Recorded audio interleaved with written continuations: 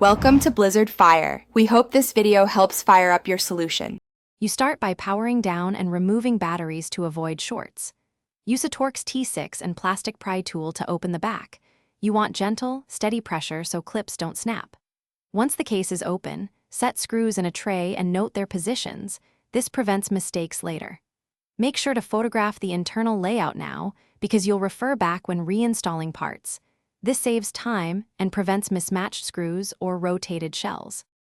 You'll soften adhesive with a hair dryer on low, aim for 40 to 50 degrees Celsius so glue loosens without warping plastic. Once done, peel the old grip slowly, using a plastic pick under the edge to lift without gouging the shell. Clean remaining residue with 70% plus isopropyl on a lint-free cloth.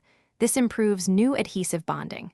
Make sure to inspect foam backing and mounting clips. Replace any torn foam or broken clips before fitting the new grip to ensure a flush, secure fit. You align the new grip against registration points, pressing from the center outward to expel air and ensure full contact. Follow adhesive cure time for strength. Reassemble the shell in reverse order, torquing screws gently and reinstalling batteries.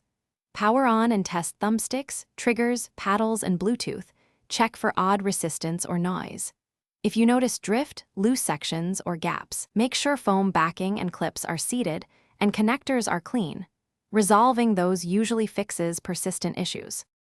Thanks for watching. If you found this helpful, don't forget to like and subscribe.